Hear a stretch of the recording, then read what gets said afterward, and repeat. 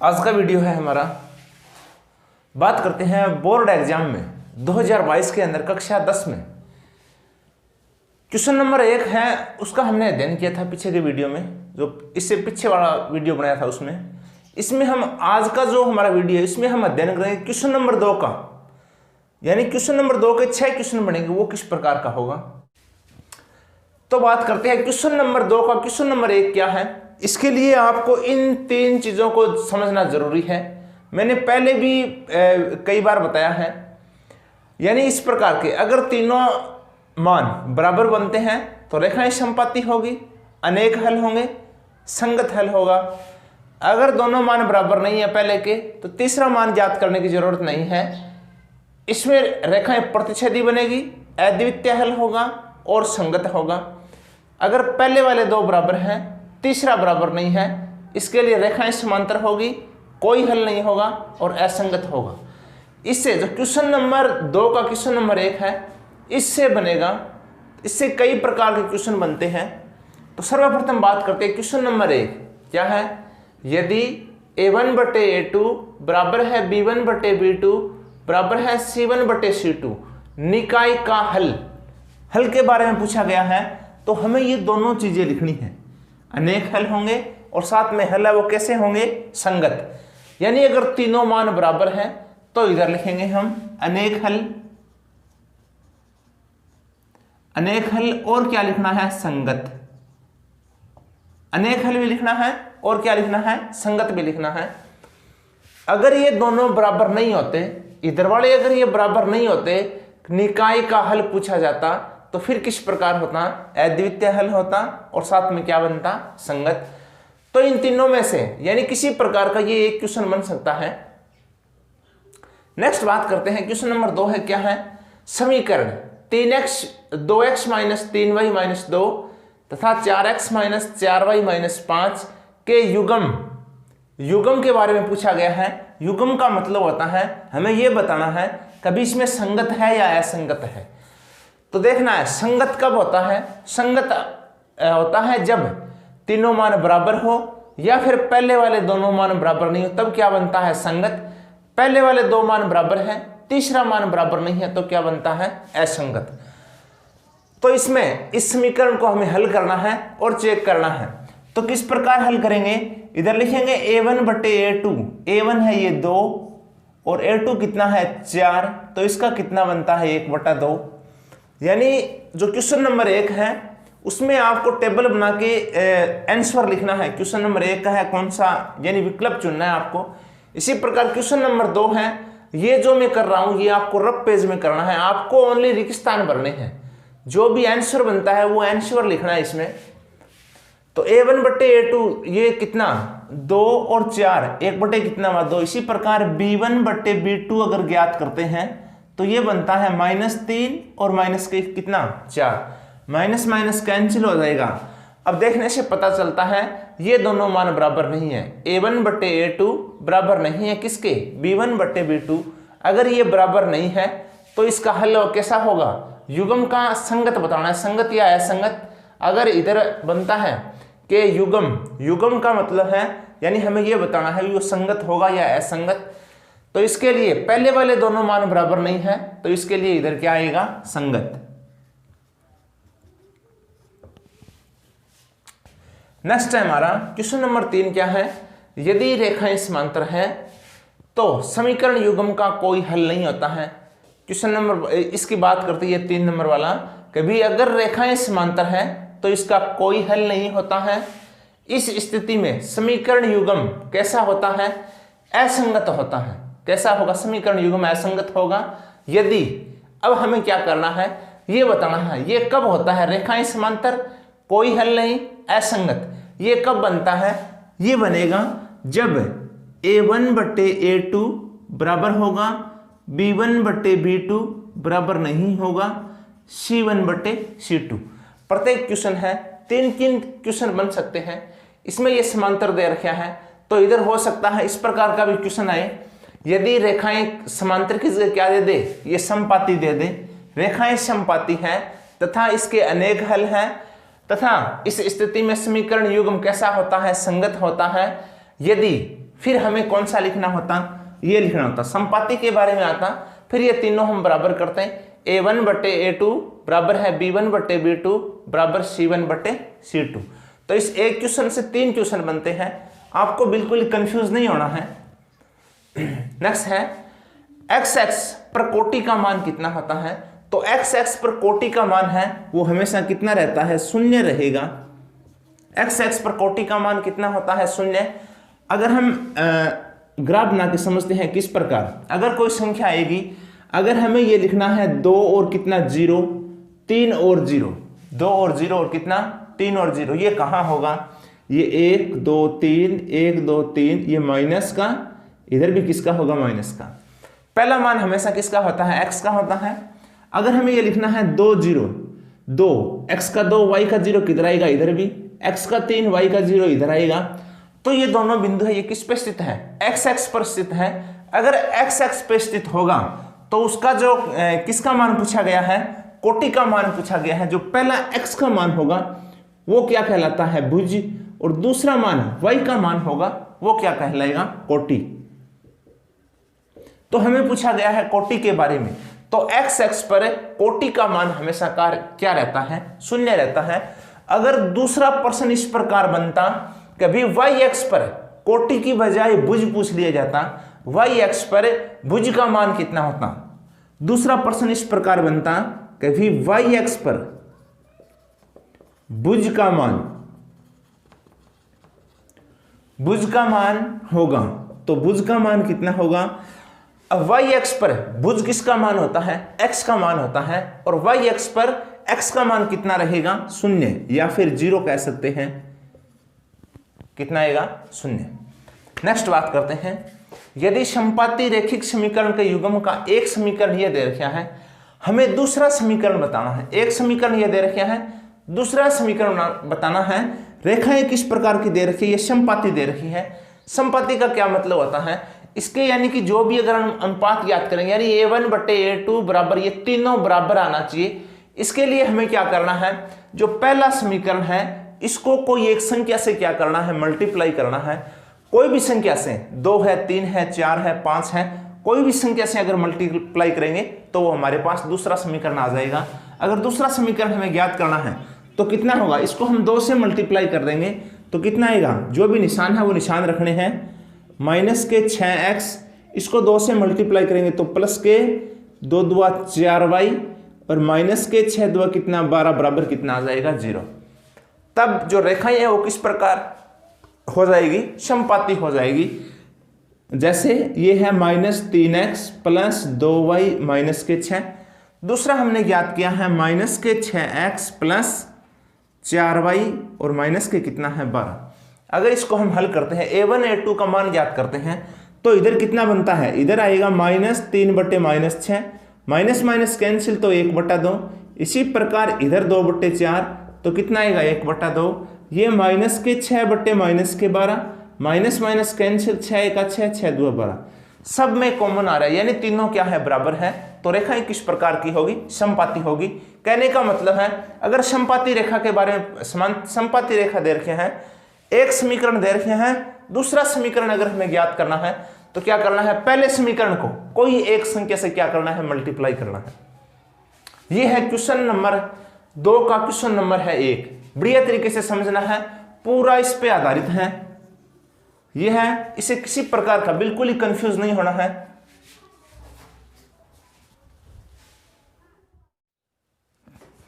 Next बात करते हैं क्वेश्चन नंबर 2 का। क्वेश्चन नंबर 2 है वो किस प्रकार का होगा, ये हमारी प्रश्नावली 5 से संबंधित होगा। समांतर श्रेणी से क्वेश्चन आएगा, छोटा क्वेश्चन आएगा, a का मान पूछा जाएगा या फिर d का मान पूछा जाएगा, या फिर कोई पद दे दिया, 11वां पद कौन सा होगा, 10वां पद कौन सा होगा, रिक्त स्थान वाले प्रश्न है यो दे दिए, तो बिल्कुल आसान प्रश्न होगा। अगर आपके समांतर श्रेणी वाली प्रश्नावली आपको बढ़िया तरीके से तैयार है तो बिल्कुल ये प्रश्न आपका सही होगा। तो बात करते हैं, ये 2-4 प्रश्न लिख रखे हैं मैंने, इसको हल करेंगे हम। समांतर श्रेणी 2 7 12 का हमें 11वां पद क्या होगा, 11वां पद ज्ञात करना है। तो 11वां पद किस प्रकार ज्ञात करते हैं, अगर पद ज्ञात करते हैं हमें फार्मूला काम में लेंगे हम। an बराबर a प्लस n माइनस 1 और क्या बनेगा d। इसके लिए हमें a का मान चाहिए, d का मान चाहिए। a का मान है हमारे पास 2 यानी प्रथम पद, और d की वैल्यू हम ज्ञात करेंगे दूसरे पद में से माइनस करेंगे पहला पद। दूसरा पद है 7, पहला पद कितना है ये 2, तो d की वैल्यू कितनी आ जाएगी 5। d का मान ज्ञात कर लिया और a का मान। अब आसानी से हम कोई सा ही पद हो, 10वां पद हो, 11वां पद हो, हम आसानी से ज्ञात कर सकते हैं।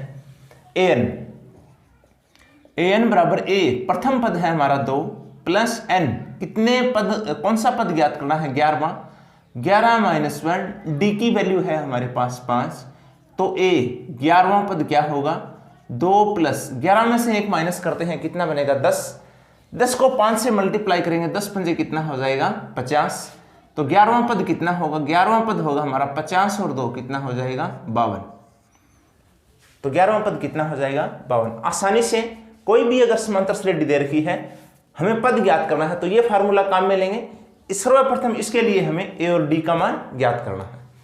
नेक्स्ट बात करते हैं, ये दे रखा है 2, इधर कोष्टक दे रखे हैं, रिक्त स्थान दे रखे हैं 26, रिक्त पदों का मान ज्ञात करना है, यानी कि ये रिक्त स्थान है, इसका हमें मान ज्ञात करना है, इसकी जगह कितना आएगा। थोड़ा ध्यान से करना है किस प्रकार, ये 2 दे रखे, ये प्रथम पद है, इधर द्वितीय पद होगा, ये कौन सा पद होगा तीसरा पद। तो हमारे पास एक तो दे रखे है प्रथम पद, वो कितना दे रखे है 2, एक दे रखे है हमारे पास तीसरा पद, वो कितना है 26, तीसरा पद कितना है 26। अगर हम d का मान ज्ञात कर लेंगे तो आसानी से हम दूसरा पद ज्ञात कर सकते हैं। किस प्रकार, तीसरे पद को हम किस प्रकार लिखते हैं, तीसरे पद को लिखेंगे हम a प्लस ये 2d बराबर तीसरा पद कितना दे रखे है 26, a की वैल्यू हमारे पास है कितना है 2 है, प्लस ये 2d बराबर कितना है 26, ये 2 इधर प्लस का है, इधर करते हैं किसका हो जाएगा माइनस का, तो इधर कितना आएगा, इधर बचेगा ये 2d बराबर ये 26 माइनस के कितना 2, ये 2d 26 को 2 से दो माइनस करते हैं 24, d के गुणा में वो किस में हो जाएगा भाग में, तो d की वैल्यू आएगी 24/2, तो d का मान कितना रहेगा हमारा 12। d का मान ज्ञात कर लिया। अब हमें ये रिक्त स्थान वाला है, ये कौन सा पद है, दूसरा पद है। अगर हमें दूसरा पद ज्ञात करना है, दूसरा पद ज्ञात करना है तो दूसरा पद किस प्रकार ज्ञात करते हैं, a प्लस d, यानी प्रथम पद में ऐड करेंगे d का मान, प्रथम पद कितना है ये 2, d की वैल्यू कितना है 12, तो यानी कि ये दूसरा पद कितना आ जाएगा 14। इधर जो भी रिक्त स्थान में है, रिक्त स्थान इस डिब्बे के अंदर जो संख्या आएगी वो कितना आएगी 14 आएगी। तो आसानी से कोई भी अगर पद हमें ज्ञात करना है तो ज्ञात कर सकते हैं। नेक्स्ट बात करते हैं, यदि समांतर श्रेणी का प्रथम पद 7 दे रखे हैं, सार्वमांतर 4 दे रखे हैं, तो समांतर श्रेणी ज्ञात करनी है। जाहिर सी बात है प्रथम पद अगर 7 है, आगे अगर प्लस का सार्वमांतर प्लस में है, कितना भी हो तो हम ऐड कर देंगे। सार्वमांतर 4 दे रखे हैं तो 4 4 ऐड कर देंगे, तो 7 और 4 कितना होगा 11, 11 और 4 कितना होगा 15, 15 और 4 कितना होगा 19। अगर इस प्रकार के समांतर श्रेणी पूछी गई है तो कम से कम हमें 4 मान लिखने हैं, 4 या 3 मान लिखने हैं समांतर श्रेणी के। तो ये है क्वेश्चन नंबर 2 का। क्वेश्चन नंबर कितना है 2 है, सरल क्वेश्चन होगा। यानी अगर आपके समांतर श्रेणी वाली प्रश्नावली बढ़िया तरीके से तैयार है तो ये क्वेश्चन नंबर ये 1 नंबर आपके पक्का आएगा, कोई रोक नहीं सकता। नेक्स्ट है हमारा क्वेश्चन नंबर 2 का। क्वेश्चन नंबर 3 है, वो कैसा होगा, वर्त से संबंधित क्वेश्चन पूछा जाएगा। सर्वप्रथम बात करते हैं क्वेश्चन नंबर 1 किस प्रकार का बनेगा। कभी एक वर्त में अधिक से अधिक कितनी जीवाएं खींची जा सकती हैं, तो आपको पहले से ही पता है ये वर्त है, ये वर्त की सभी क्या है जीवाएं, सभी क्या है जीवाएं। वर्त की सबसे बड़ी जो जीविया होती है वो क्या कहलाती है, व्यास। यह भी प्रश्न बन सकता है, वर्त की सबसे बड़ी जीवा क्या कहलाएगी, तो वर्त की सबसे बड़ी जीवा क्या कहलाएगी, व्यास। एक वर्त में अधिक से अधिक कितनी जीवाएं हो सकती है, तो एक वर्त में अधिक से अधिक अनेक जीवाएं हो सकती हैं, या फिर लिख सकते हैं अनंत जीवाएं हो सकते हैं। तो इधर हमारा कोष्टक के अंदर हमारा उत्तर आंसर आ जाएगा अनंत, यानी एक वर्त में अधिक से अधिक अनंत जीवाएं खींची जा सकती हैं। नेक्स्ट है क्वेश्चन नंबर 2 है, किसी बाह्य बिंदु से, बाह्य बिंदु यानी वर्त से बाहर कोई बिंदु है, बाह्य बिंदु से वृत्त पर खींची गई दो स्पर्श रेखाओं की लंबाई होती है। अगर कोई ये वृत्त है, बाहर कोई ये बिंदु है, इससे अगर स्पर्श रेखा खींचते हैं, कौन सी रेखा खींचते हैं? अगर स्पर्श रेखा खींचते हैं तो ये दोनों जो स्पर्श रेखाएं हैं इसकी दोनों की लंबाई है वो क्या होगी? बराबर होगी। अगर बाहर कोई बिंदु है उससे अगर स्पर्श रेखा खींची जाती है तो दोनों जो स्पर्श रेखाओं की जो लंबाई होगी वो क्या होगी? बराबर होगी या समान कह सकते हैं। तो किसी बाह्य बिंदु से वृत्त पर खींची गई दो स्पर्श रेखाखंडों की लंबाई हमेशा कैसी रहती है? बराबर। तो क्या आ जाएगा हमारा? बराबर। नेक्स्ट है, किसी वृत्त की जीवा केंद्र पर अंतरित कोण 130 डिग्री है तो ए व बी बिंदुओं पर खींची गई स्पर्श रेखाओं के बीच कोण कितने डिग्री का होगा? इस प्रकार के क्वेश्चन आने के चांस हैं। यानी कि किसी वृत्त की जीवा, ये है हमारा वृत्त, इस पे ये है इसकी जीवा, ये है केंद्र, इधर ये ए दे रखा है, ये क्या है? बी है, या फिर इधर मान सकते हैं हम, ये जीवा है, ये ए और इधर क्या है? बी।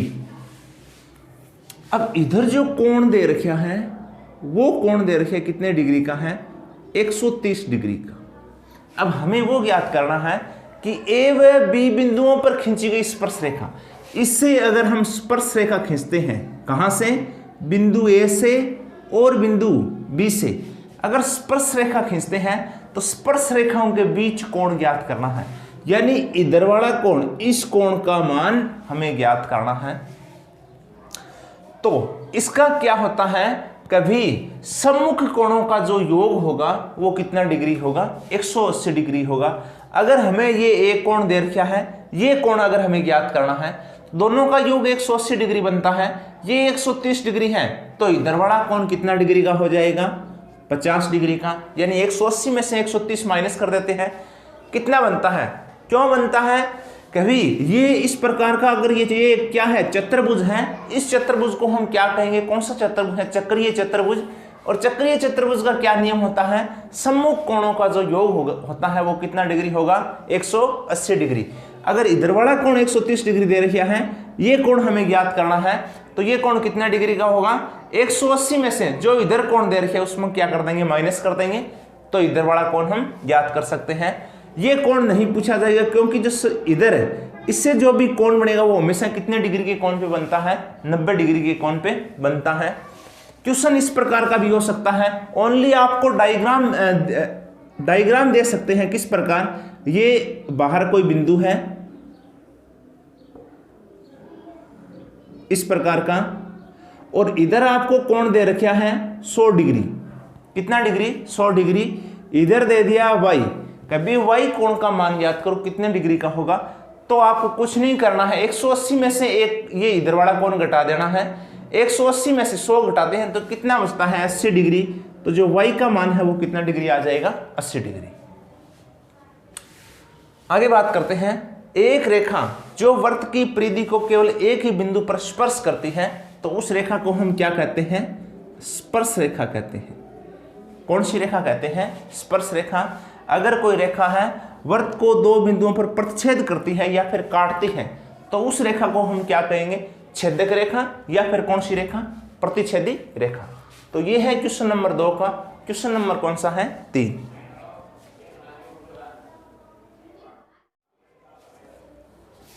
नेक्स्ट बात करते हैं क्वेश्चन नंबर 2 का। क्वेश्चन नंबर 4 है वो किस प्रकार का होगा?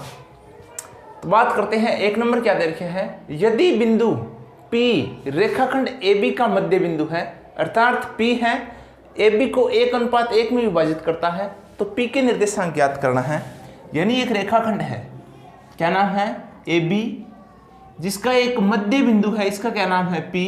इसका अनुपात दे रखे कितना है? 1:1 है। अगर हमें इसके मध्य बिंदु याद करने हैं तो कौन सा फार्मूला हम काम में लेंगे?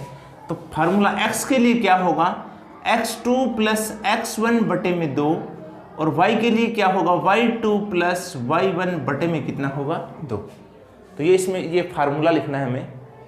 नेक्स्ट है, y-अक्ष पर स्थित प्रत्येक बिंदु के x निर्देशांक का मान कितना होता है?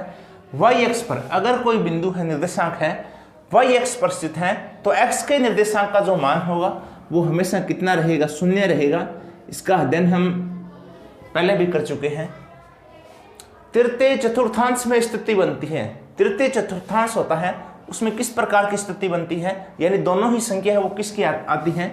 ये चतुर्थांश है, ये पहला, ये दूसरा, ये तीसरा और ये कौन सा, चौथा चतुर्थांश। पहले में क्या होता है, प्लस प्लस होगा, दूसरे में क्या होगा, माइनस प्लस, तीसरे में माइनस माइनस और चौथे में क्या होगा, प्लस माइनस। तो तृतीय चतुर्थांश में स्थिति कैसी होगी, दोनों ही संख्या किसकी होगी, माइनस की, एक्स का भी माइनस का और वाई भी क्या होगा, माइनस। नेक्स्ट है, किसी बिंदु से वाई एक्स की दूरी क्या कहलाती है। वाई एक्स की दूरी, अगर वाई एक्स की दूरी के बारे में पूछा गया है, मान लो ये 3 और कितना है 4, वाई एक्स की दूरी पूछी जाती तो कितना बनता, वाई एक्स की दूरी को हम एक्स का मान लेते तो कितना बनता, 3। इस 3 ये किसकी संख्या होगी, एक्स की संख्या होगी। तो एक्स की संख्या को, जो पहली संख्या आती है एक्स की संख्या होगी, उसको हम क्या कहते हैं, भुज, और इसको क्या कहते हैं, कोटि। तो किसी बिंदु से एक्स एक्स की दूरी कहलाती है, क्या कहलाती है, भुज। इधर क्या आ जाएगा, भुज। इसके विपरीत दूसरा क्वेश्चन भी हमारा बन सकता है, किसी बिंदु से एक्स एक्स की दूरी क्या कहलाएगी। तो एक्स एक्स की दूरी पूछा गया है, वाई वाला मान लेंगे तो एक्स एक्स की दूरी क्या कहलाएगी, कोटि। इधर कोटि आ जाएगा। ये है क्वेश्चन नंबर 2 का। क्वेश्चन नंबर कितना है, 4 है। इस प्रकार का क्वेश्चन बनेगा ये।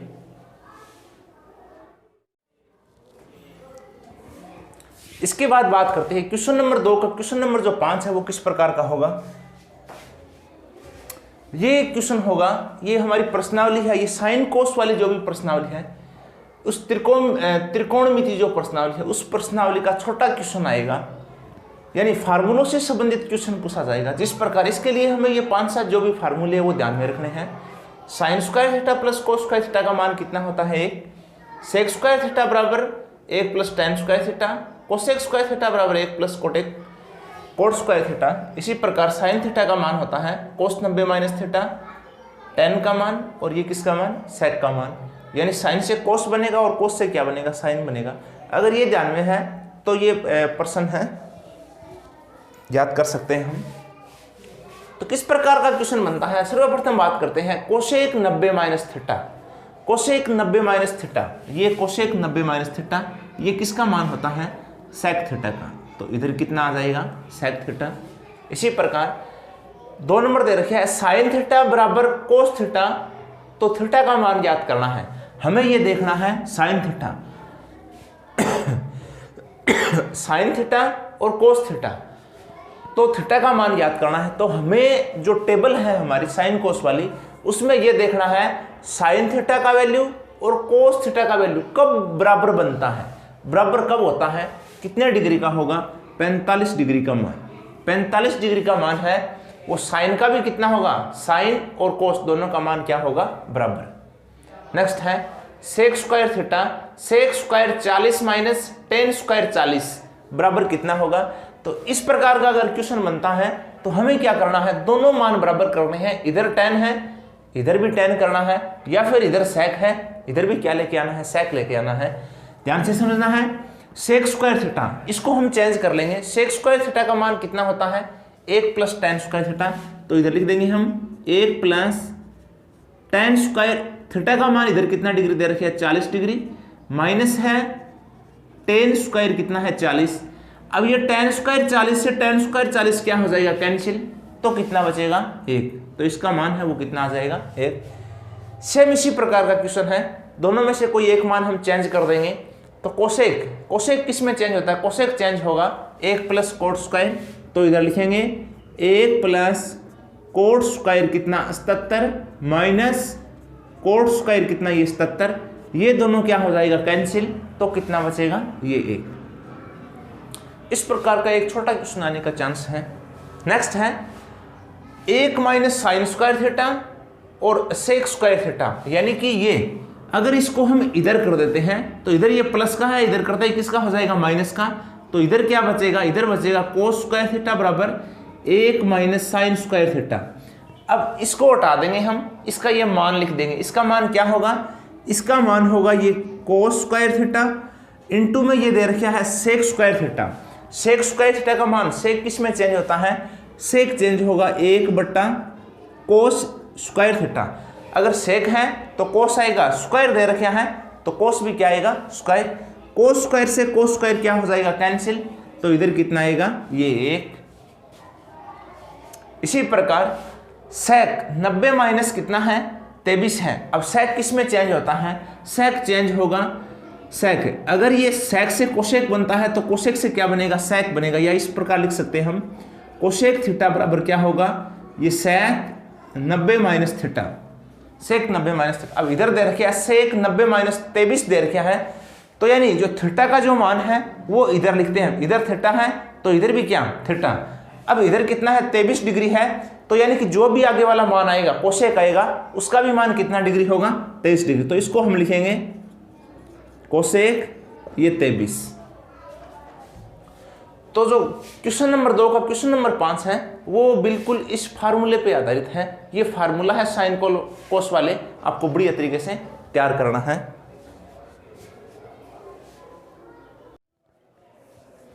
आगे नेक्स्ट है क्वेश्चन नंबर 2 का लास्ट क्वेश्चन, क्वेश्चन नंबर 6 वो किस प्रकार का होगा। ये हमारी प्रश्नावली जो सांख्यिकी प्रश्नावली है उस प्रश्नावली से संबंधित होगा। माध्यिका के बारे में या माध्य के बारे में या समांतर माध्य के बारे में आपको क्या करना है, यानी कि माध्य, माध्यक और समान वो बहुलक, इसका फार्मूला आपको बढ़िया तरीके से ध्यान में रखना है। इन तीनों में से कोई एक फार्मूला आ सकता है इस क्वेश्चन में। आगे बात करते हैं, बटन ये इसका हमें क्या याद करना है, माध्यिका ज्ञात करना है। अगर माध्यिका ज्ञात करना है तो संख्या को लिखना पड़ेगा हमें आरोही क्रम में, यानी पहले सबसे छोटी संख्या ये 2, 3, 4 और 6 और कितना है, 7 है। संख्या कितनी है, ये है 5, तो इसको लिखेंगे हम, यानी n+1/2, ये 5+1/2, ये 6/2 बराबर कितना बनता है, 3, यानी तीसरा पद कितना है, ये 4। तो इसकी जो माध्यिका है वो कितनी हो जाएगी, 4। माध्यिका पूछी जा सकती है, समांतर माध्य पूछा जा सकता है, या फिर बहुलक के बारे में। नेक्स्ट है, यदि आंकड़ों का बहुलक 70 है, माध्य 100 है, तो माध्यिका ज्ञात करनी है। वही फार्मूला हम काम में लेंगे, कौन सा, ये 3m बराबर z प्लस ये 2x। m का क्या मतलब होता है, माध्यिका, z बहुलक, x क्या होगा, समांतर माध्य। जो चीज दे रखी है वो लिख देंगे। तीसरी चीज हम आसानी से ज्ञात कर सकते हैं, ये 3 का 3, m माध्यिका हमें करना है ज्ञात, बराबर ये z बहुलक कितना दे रखे है, 70 प्लस ये 2, समांतर माध्य x की वैल्यू दे रखी है कितना, 100। तो ये आएगा 3m बराबर 70 प्लस 100 को 2 से मल्टीप्लाई करेंगे, ये 200। तो ये कितना आएगा, 3m बराबर 270, m के गुणा में वो किस में, भाग में, 270 बटे में ये 3, तो कितना आएगा, m की वैल्यू आ जाएगी कितना, ये 90। तो आसानी से अगर 2 दे रखे हैं, तीसरी ज्ञात करनी है तो इस फार्मूले से हम ज्ञात कर सकते हैं। नेक्स्ट है, संचयी बारंबारता बटनों को आलेखीय रूप से संचयी बारंबारता वक्रों या से कम प्रकार से या से अधिक प्रकार से किसके द्वारा निरूपित किया जाता है, तो इसको हम किसके द्वारा निरूपित करते हैं, त्वरण के द्वारा। तो रिक्त स्थान में क्या आ जाएगा, त्वरण। नेक्स्ट है समांतर माध्य, सिग्मा fi बटे xi बटे में क्या होगा, सिग्मा fi। ये समांतर माध्य का फार्मूला। तो इसमें ध्यान रखना है, एक तो ये प्रश्न, साथ में फार्मूला ध्यान में रखना है, माध्य ज्ञात करने का, बहुलक ज्ञात करने का और माध्यिका ज्ञात करने का। तो ये क्वेश्चन नंबर 2 का जो क्वेश्चन कितने हैं, 6 क्वेश्चन बनते हैं, उसका हमने एक एक से अध्ययन किया है। इससे संबंधित जो भी यानी क्वेश्चन आएगा क्वेश्चन नंबर 2 का, तो इससे संबंधित ही क्वेश्चन पूछा जाएगा। इसके और जो भी क्वेश्चन बनते हैं उसका आपको क्या करना है, बढ़िया तरीके से रिवीजन करना है।